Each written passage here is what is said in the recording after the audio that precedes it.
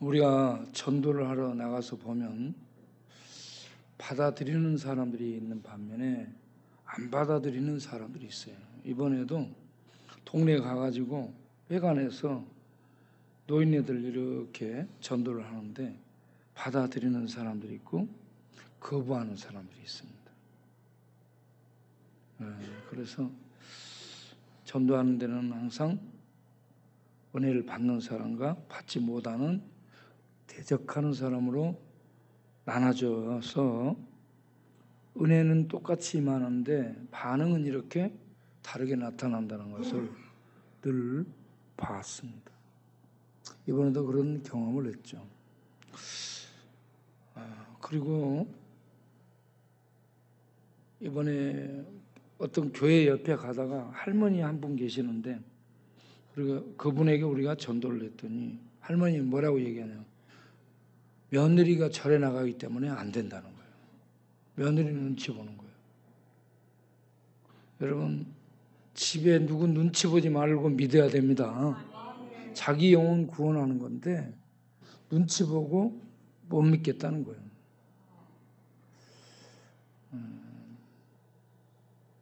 그리고 이제 옛날에 제가 서울에서 학원을 다녔어요. 서울에서 종합반에서 1년 정도 공부를 했는데 그 학원에 같이 들어와서 이 지방에서도 많이 오고요. 서울에서도 들어오고 종합반에 기숙사가 있어요. 기숙사. 그 기숙사에서 제가 반장을 했죠. 기숙사에 한 50명 정도가 생활을 했어요. 그때 같이 거기에서 경상도에서도 오고 전라도에서도 오고 여기저기서 다 오는데 그때 공부했던 친구 중에 한 명이 완도에 가서 공무원이 된 거예요. 걔는 그때 술 마시고 나는 공무원이 되는 거 목표라 했거든, 지가. 그런데 공무원이 됐어요. 그래서 쭉쭉쭉 해가지고 면장이 된 거예요. 이번에 완도에 갔는데 완도 군수가 우리들을 환영해 주기로 했는데 군수가 못 오니까 군수 대신에 이 면장을 보낸 거예요. 그래가지고 군수가 이 면장을 자기를 대신해서 우리한테 인사하고 음료수하고 과일들을 사가지고 보내준 거예요. 그래 나는 그 친구 왔으리라는 생각을 못했지. 그래가지고 반갑게 맞이하고요. 그리고 내가 면사무소 가서 전도할 테니까 면직원들 전부 모아놓으라 했어요. 그랬더니 면직원들 전부 모아놓은 거야. 수요일 날. 그리고 우리가 면직원들에 가서 전도를 했는데 그때 김철렁 목사님이 자기 차를 타고 가자 해서 그 차를 타고 둘이 간 거야. 뒤따라서 사람들이 바로 올 줄 아는데 안 온 거야. 그래서 우리가 가니까 직원들을 다 면장실로 불러가지고 들으라 해서 거기에서 나보고 전도하라는 거예요. 우리는 이렇게 팀이 와서 노래도 부르고 좀 이렇게 하면 좋겠는데 그 친구는 그렇게 안 하고 조용하게 하기를 원한 거야. 그래서 면장실에서 조용하게 나보고 이제 얘기를 하라 해서 이제 조용하게 간단하게 거기서 복음을 전했죠. 거기서 복음을 전하고 여러분 예수님 안 믿으면 지옥 갑니다. 예수님 믿어야 됩니다. 하면서 내가 죽어가는 사람들의 실상황을 얘기를 해줬어요. 내가 죽어가는 사람들을 봤는데 어떤 친구는 죽을 때 안 죽으려고 오그라지면서 저리가 막 하면서 얼굴이 파래지면서 그렇게 두려워하는 그러한 임종을 맞는 친구를 봤다. 죽고 나니까 딱 오그라져요. 오그라져 안 펴져요, 여러분. 얼마나 힘을 쓰는지. 그런데 어떤 사람은 죽기 전에 이렇게 저하고 눈을 맞추고 가족들을 찾다가 가족들이 없으면 저하고 눈을 맞추고 눈으로 안도의 빛을 보내고요. 딱 죽습니다. 그렇게 해서 편안하게 돌아가시는 분도 있고 그랬는데, 여러분 살아서 예수님 믿으면 죽을 때 하나님이 천사를 보내서 그 영혼을 아브라함의 품, 하나님의 언약의 품으로 인도에 가고, 그래서 그 심령은 하나님의 동산에서 쉼을 얻지만, 그렇지 못한 안 믿는 사람들은 귀신들이 있는 지옥으로 귀신들이 와서 잡아간다.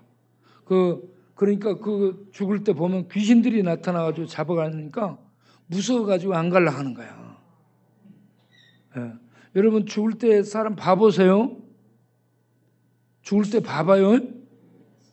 죽을 때 임종을 보면 이 사람이 어떻게 어느 곳으로 가는지를 알 수가 있어요. 천국으로 하나님 품으로 인도를 받은 사람은 편안해.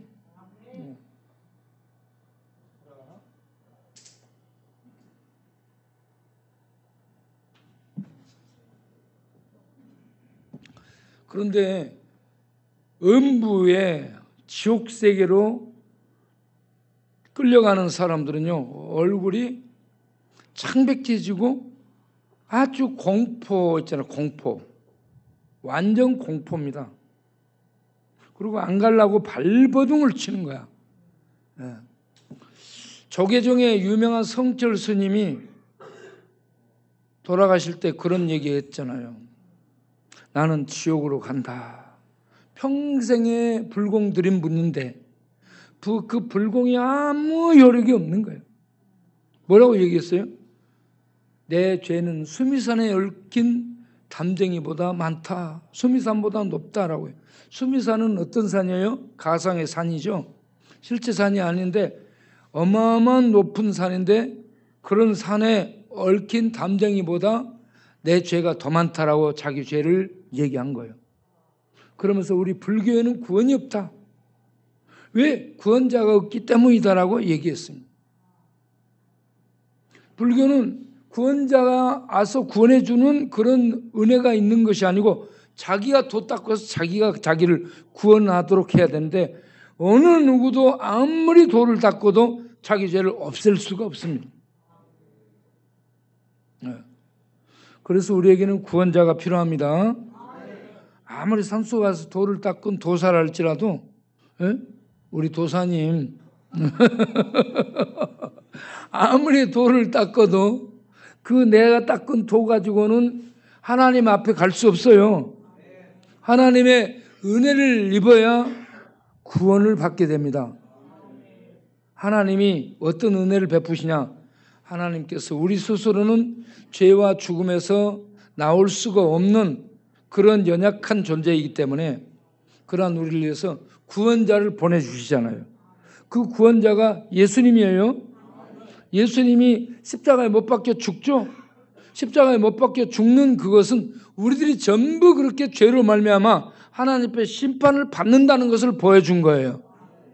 십자가는 예수님이 죽었구나, 아이고 아프겠다 이렇게 보면 안 되고, 저 자리에 내가 죽어야 될 자리인데, 저렇게 내가 심판받아야 될 것인데 하나님이 아들을 보내셔가지고 아들을 대신 죽이면서 나를 구원해 주신 자리다. 그래서 십자가에서 하나님의 은혜와 사랑을 발견할 수 있어야 될 줄로 믿으시길 바랍니다. 십자가 그냥 아우 이러고 있으면 안 돼. 거기에서 내가 죄사함을 받게 되는 그 은혜를 발견해야 된다는 겁니다. 그런데 이번에 완도 전도 와서 그렇게 면직원들에게 쭉 전도를 했죠. 전도 설교를 했어요. 그래서 그들에게 이 말씀이 무겁게 박혔으리라고 봅니다.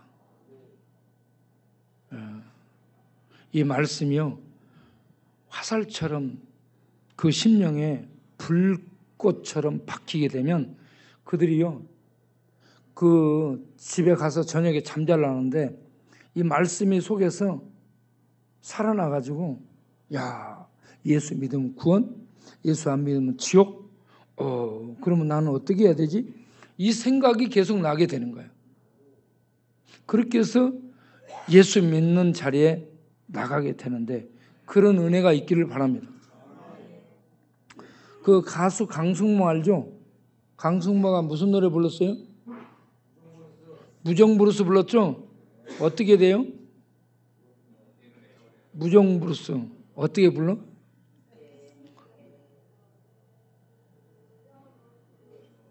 우리 숙제가 잘 부르는. 네.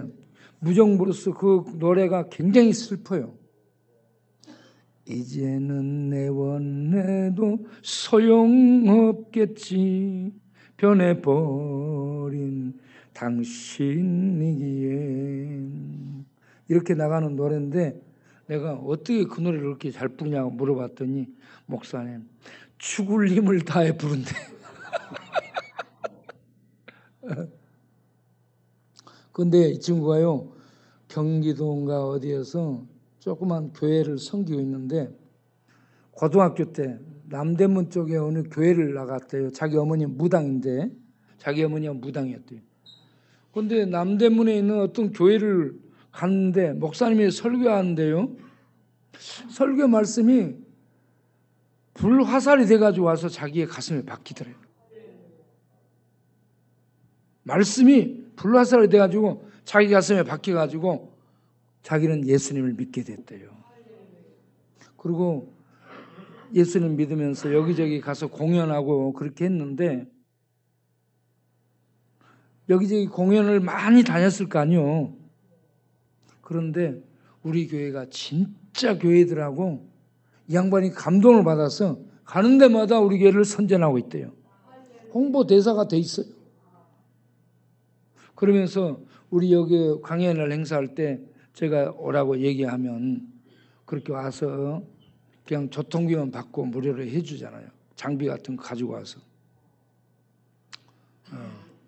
그런데 작년에는 자기가 오겠는데 그 노래를 불러갖고 이제는 애원해도 소용없겠지 그 노래를 불러서 자기 와이프하고 이혼했대요. 이혼하면서 와이프가 위자료를 주라 해서 아파트 두 채 있던 거 다 줘버렸대요. 그리고 자기 이제 조그만 집에서 어머니 90 넘은 어머니 모시고 자기가 돌보고 있는데 외부 활동을 못하기 때문에 목사님 나 교통비 좀 줘야 되겠습니다. 내가 그러면 100만 원 정도 주겠다 했어요. 그러니까 그것도 감사하다고 이렇게 오잖아. 굉장히 믿음이 좋은 거야. 참 무당 아들이 하나님의 말씀이 불화살처럼 탁 박혀가지고 주님을 떠나지 않고 그렇게 다니면서 하나님의 은혜를 나누는 이런 일을 하고 있더라. 이번에 우영철 장로님이 왔는데 그 우영철 장로님도 이 눈동자라는 노래 부른 목사님 알죠? 이승재. 그날 밤 이슬이 맺힌 눈동자 그 눈동자. 그러니까 이 우리 동네 표현하고는 약간 달라. 눈동자야.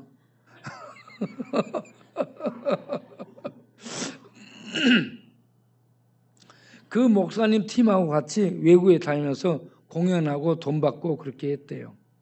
그런데 그렇게 다녔는데 기도하고 노래하고 공연하고 다녔는데 자기가 중심에서 주님을 찬양하지 않고 겉멋들어서 이렇게 과시하며 다녔다라는 얘기예요. 대부분의 가수들, 연예인들이 그런 줄로 믿습니다.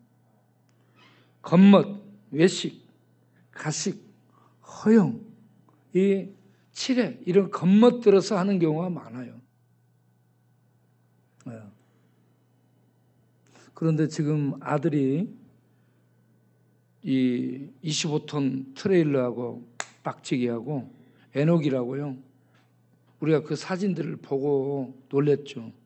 다 죽은 줄 알았는데 지금 이렇게 매달려 가지고 약간 활동을 해요. 말도 하고. 그런데 3살 아이야. 지능 이런 모든 것이 3살로 된 거예요. 청년이. 그러니 그 아이를 지금 몇 년째 돌보는데 얼마나 힘들었어요. 그렇게 돌보면서 무너지고 깨지고 닫아진 거예요. 지금 광야를 걷는 거예요. 그 우영철 장로님이 광야에 있고요. 광야에서 지금 자기를 본 거야. 그래서 신명기 8장의 2절에 있는 말씀대로 이 40년 동안 광야 길을 걸은 것을 기억하라. 이는 너를 낮추시며, 낮춘다는 얘기입니다. 광야는 훈련이고요. 거기에서 우리를 낮추는 거예요. 어떻게 낮추냐? 우리 자존심, 우리 자아, 우리 주장, 우리 성질머리, 우리 못된 것들을 거기에서 전부 깨뜨리고 빡살내고 뽑아버리고 그렇게 해서 하나님의 말씀 앞에 순종하는 그런 성도로 만드는 겁니다. 오늘 읽은 호세아 2장 14절에도 보면은 거친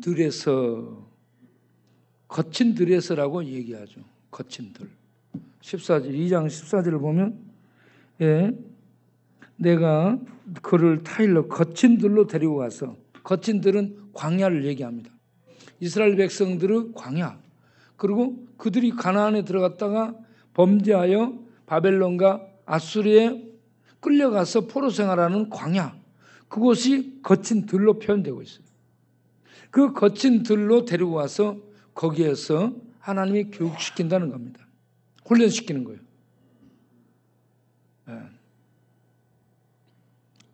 그러니까 그 장로님도 그러한 거친 들에서 훈련을 받고 있는 거야.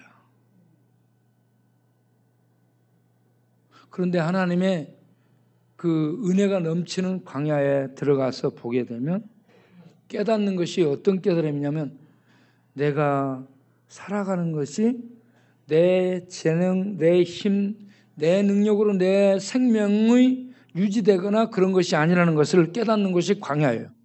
그리고 그곳에서 먹지도 않고 마시지도 않고 인간적인 이런 생명과 상관없는 실존하는 생명을 보게 되는 거예요. 하나님.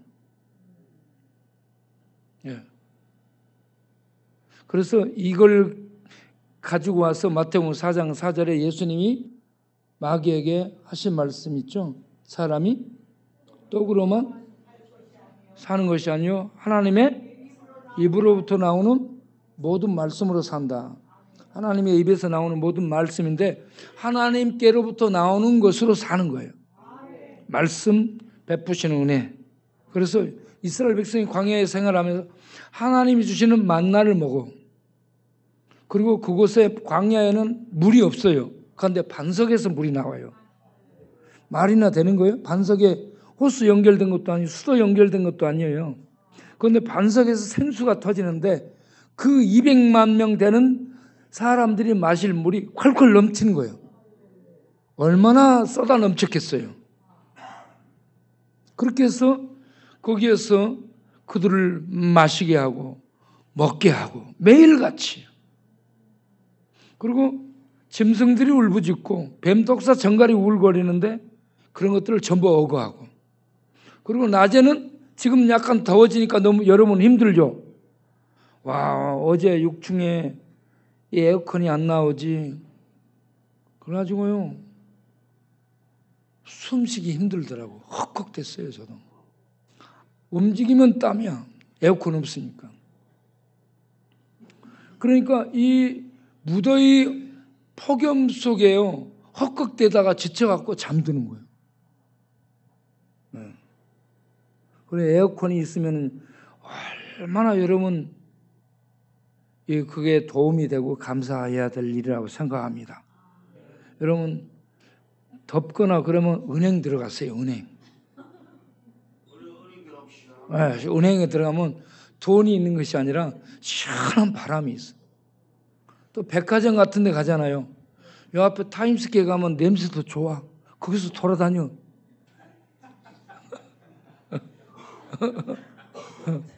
그러면서 이 더위를 식히라는 얘기예요.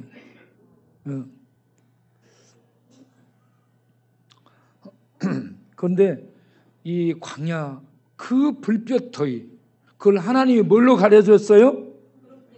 구름 우산으로 다 그 무더운 그 뜨거움을 딱 덮어주고 밤에는 뭘로? 그게 불기둥이 되는 거야. 또 밤에는 불로 따뜻하게 난로가 되어주는 거야.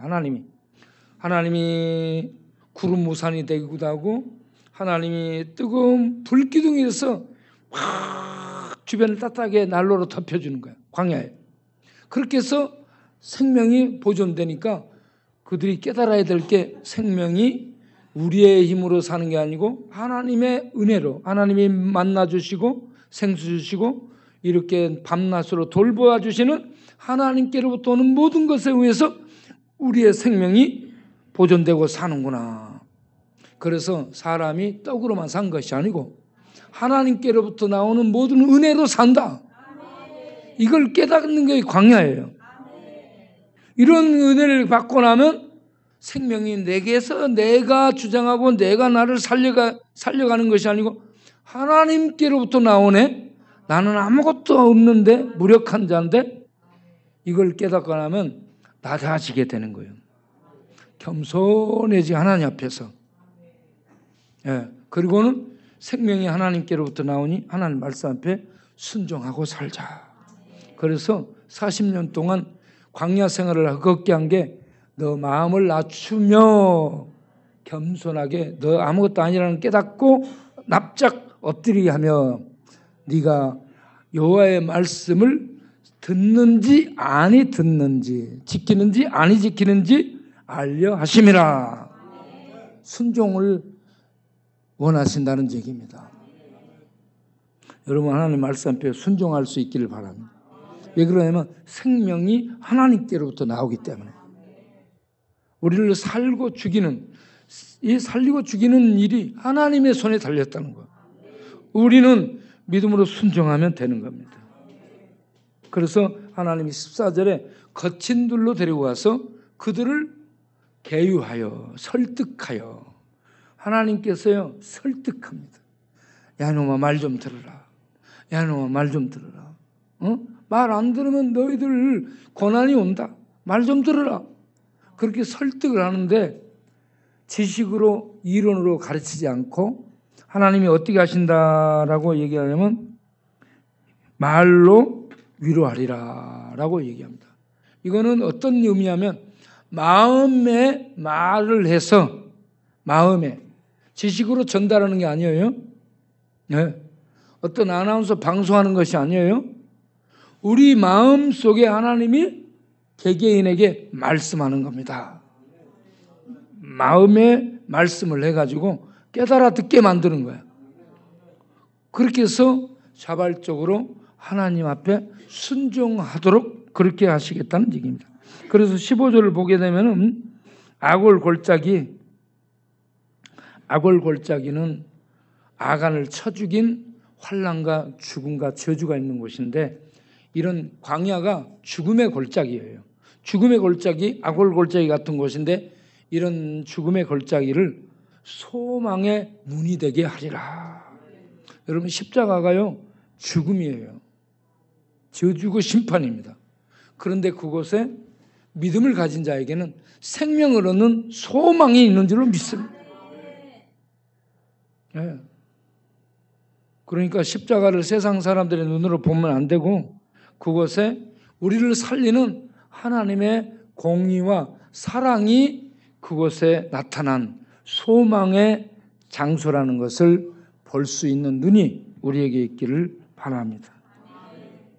그래서 아골골짜기로 소망의 문을 삼아서 이렇게 애굽에서 올라올 때처럼 인도하겠다. 애굽에서 올라올 때는 뭐냐면 어린아이를 얘기합니다. 어린아이. 집에 막 아기를 낳으면 아기가 아무리 울고 뭐래도 모든 것을 다 동원해서 애를 보살핍니다. 이와 같이 애굽에서 나올 때 막 구원받고 출발한 아기 때처럼 너희들을 응대하겠다. 하나님이 그렇게 대하겠다 이겁니다. 그렇게 온전한 사랑으로 너희들을 받아주겠다는 얘기입니다. 이런 하나님의 자비가 이스라엘 백성들에게 쏟아진다는 거예요. 그래서 우리는 하나님께 소망을 둬야 될 줄로 믿습니다. 이런 하나님의 은혜가 베풀어지는 때에 이스라엘이 하나님 앞에 이제 거친 들은 바벨론 아수를 얘기하고 거기 광야에서 그들이 고난 환난을 받고 다시 돌아오는 때에 그들을 하나님은 애굽에서 나올 때처럼 어린아이를 대하듯이 그렇게 대해주겠다라고 말씀하면서 그때에 그날에 내가 나를 남편이라 내 남편이라 하리라 라고 얘기합니다. 지금은 호세하고 고멜하고 결혼해가지고 그렇게 고멜이 나갔어요. 다른 남자 따라서 나갔어요. 그런데 호세아가 늘 이렇게 사와 나는 너의 남편이다. 네가 아무리 그래도 내가 너 남편이야. 이런 것처럼 이스라엘이 계속 행음하고 우상을 숭배해 바알 숭배하고 나갔어. 그래도 하나님이 그들을 다시 데리고 와서 새로운 출발을 하는데 어떻게 얘기하냐. 내가 너의 남편이 되리라 라고 얘기하고 있습니다. 남편이 된다는 거예요. 남편. 이거는 언약 관계를 얘기하는 겁니다. 언약. 너희들과 언약을 맺는데 내가 너의 남편처럼 되고 너는 나의 신부처럼 되리라. 이스라엘을 두고 하는 얘기입니다. 그러므로 그들이 가나안 땅에 있는 가나안의 우상들 바알이라고 있어요. 바알을 남편이라고 부르지 않고 바알을 주님이라고 부르지 않고 이제는 우리 하나님을 내 남편 주라고 부르는 이런 관계로 돌아오게 만들겠다라는 얘기입니다. 그리고 이 바알의 이름을 그들에게서 제거해버리겠다. 우상을 완전히 제거해버리겠다라는 얘기입니다. 마음에서부터 하나님을 바로 알게 되잖아요. 하나님을 바로 알게 되잖아요. 그러면 우상 그것이 생명을 주거나 물질적 풍요를 주거나 우상이 많은 자녀를 생산하게 해주는 다산의 복을 주거나 그런 존재가 못 된다는 것을 알게 되는 거예요. 하나님을 바로 알게 되면. 그러므로 우상을 버리고 하나님을 섬기는 여호와를 아는 백성이 되는 것입니다. 이스라엘이 이렇게 하는 것은 하나님을 몰라서 그런데 그래서 호세아서에 보게 되면 너희가 여호와를 알라 힘써 여호와를 알라 이렇게 얘기를 합니다. 여기 알라라는 이 단어가 뭐예요? 이 지식적으로 아는 것이 아니고 풍문으로 들어서 아는 것이 아니고 남자 여자가 결혼해서 상대를 아는 이런 관계로 알리라라는 얘기입니다. 그래서 결혼 관계로 설명을 하는 거예요. 내가 너의 남편이 되고 넌 나의 신부. 재혼하는 그런 관계가 아니에요. 신부는 여기서 그렇게 일그러졌고 망가졌고 더럽혀졌는데 하나님이 그들을 깨끗하게 해서 처녀처럼 하겠다는 얘기입니다. 이스라엘은 새 처녀가 되는 거예요. 하나님 깨끗하게 함으로. 그렇게 해서 이렇게 하나님과 언약 관계, 하나님이 남편이 되고 아버지가 되고 자식이 되고 이스라엘은 신부가 되는, 그래서 그의 백성이 돼서 하나님이 책임져주는 이런 언약 관계 속에 들어가리라는 얘기입니다. 요한복음 1장 12절 13절을 보면 영접하는 자, 곧 그 이름을 믿는 자들에게 하나님의 자녀가 되는 권세를 줬다겠죠. 하나님의 자녀는 언약 관계에서 법적으로 맺어지는 거예요. 우리는 하나님의 자녀가 되고 하나님은 아버지가 돼 하나님이 돼서 하나님 노릇을 함으로 아버지 노릇을 함으로 자녀된 그 백성을 책임져 주는 거예요. 이게 언약입니다. 하나님은 언약을 끝까지 이행하시는 신실하신 하나님이죠. 이 하나님이 이스라엘을 향해 19절에 뭐라고 얘기하냐 그러면 내가 장가들어 영원히 살되 공의와 정의와 은총과 긍휼의 여김으로 장가들리라 라고 계속 얘기합니다. 일반 사람들이 결혼할 때 뭘 갖고 결혼해요? 돈 갖고 결혼해요. 집 갖고 결혼해요. 직장 가지고 결혼해요. 예. 그리고 결혼 반지 가지고 결혼하고. 그런데 좀 있으면 망할 수 있잖아요.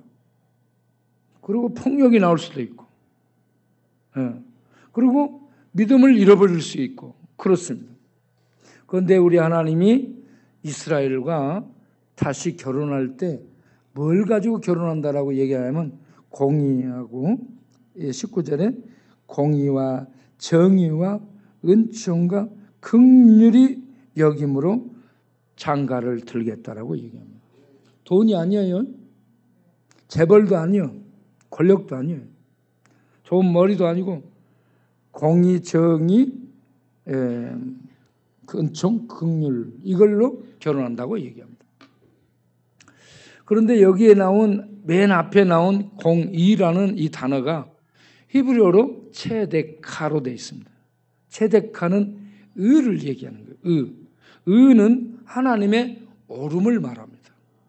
하나님의 옳음은 표준이에요. 표준은 말씀을 행했을 때를 의미하는 겁니다.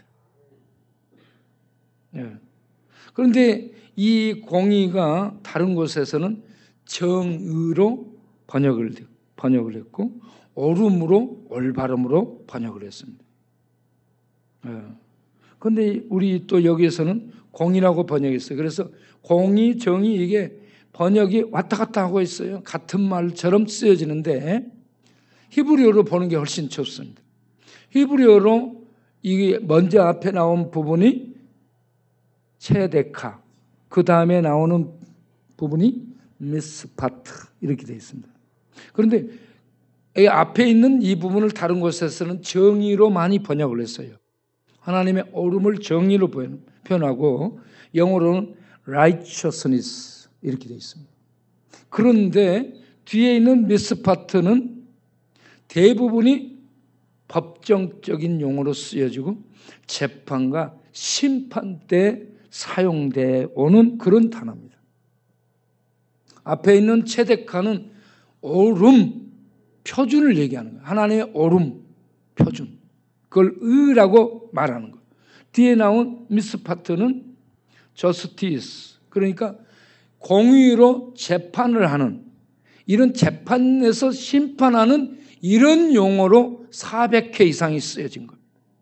대부분이 그렇게 쓰여졌어요. 재판과 심판 용어로 미스파트가 써졌습니다. 그래서 미스파트는 대부분이 법정적 용어로 사용됐고 체데카는 하나님의 표준 의로 사용됐습니다. 그래서 이 성도가 이 하나님의 의를 실행하는 것을 욥을 의인이라고 하는데 욥을 의인이라 한 이유는 고아와 과부를 불쌍히 여기면서 사회적인 하나님의 의를 실행했어요. 고아와 과부를 불쌍히 여기고 궁핍한 자들에게 손을 내밀고 어려운 자들을 집에 들이는 이런 것을 의로 얘기를 하고 있습니다. 그리고 이 체데카 의를 하박국은 이렇게 믿음으로 얘기합니다. 나의 의인은 믿음으로 살리라.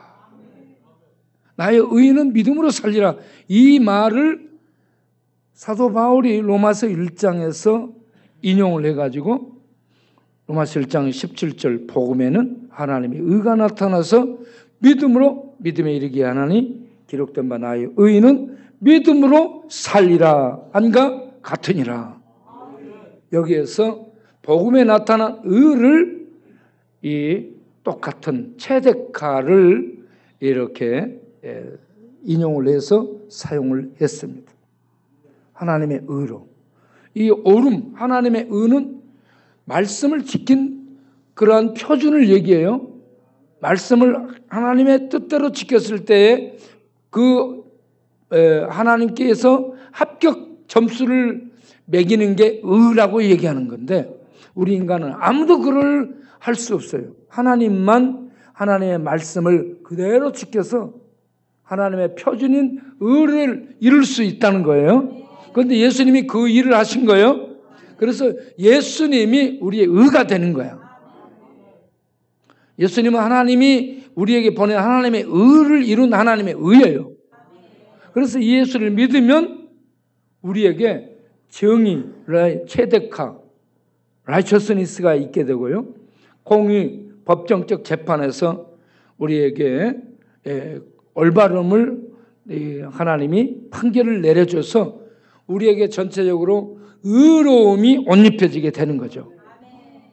이 의로 우리에게 하나님이 성도에게 결혼하겠다고 얘기해요. 의를 주겠다는 얘기입니다. 그리고 의롭게 해서 살겠다는 얘기입니다. 그러면 어떻게 해서 그런 의를 주느냐? 그게 그 다음에 나오는 은총과 긍휼을 베풀므로. 은총은 뭐냐? 헤세드입니다. 헤세드는 모든 피조물을 향한 하나님의 포괄적인 사랑을 얘기해요. 영어로 번역은 러브로 되어 있습니다. 러브. 그리고 그 다음에 나온 긍휼은 라함이에요. 라함은 부모의 자궁을 얘기하는데, 어린아이가 부모의 뱃속에 있는 상태를 얘기하는 겁니다.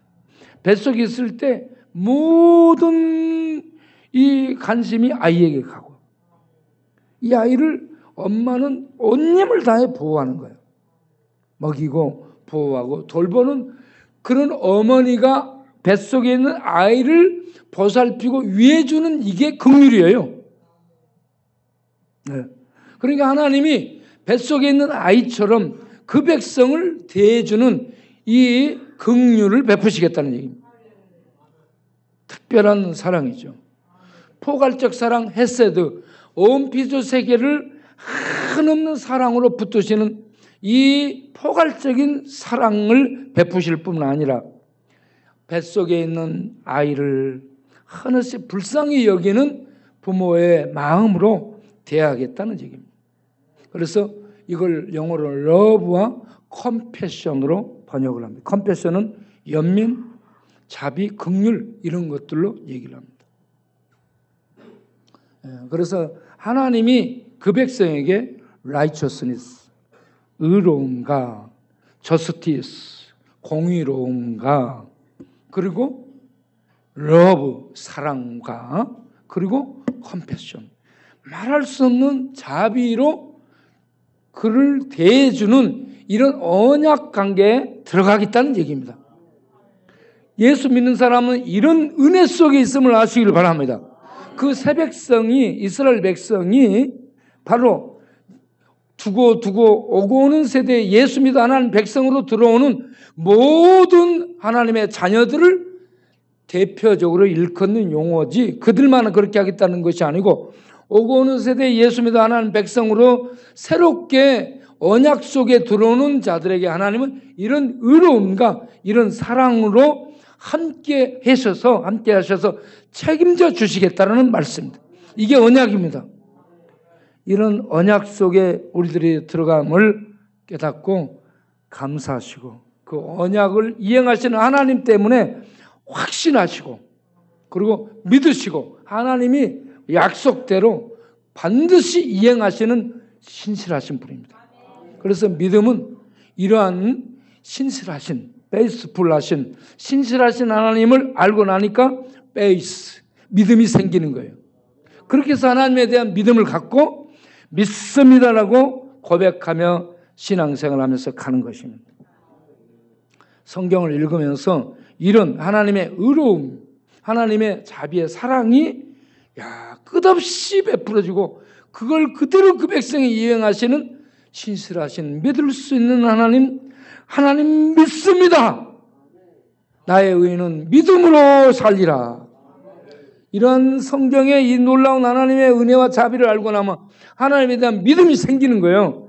하나님 믿겠습니다. 믿습니다. 하나님 믿고 살겠습니다. 이러한 고백을 할 때에 하나님은 그 고백을 받으시고 우리 죄인들을 불쌍히 여김으로 책임져 주시는 언약을 이행하실 줄로 믿습니다. 그래서 호세아서를 읽으면서 이 하나님의 청량할 수 없는 사랑, 이 사랑을 발견하시고 감사하시고 찬양하시고, 그리고 그 확신 속에서 살아가는 우리 모두 되시기 바랍니다. 기도하겠습니다.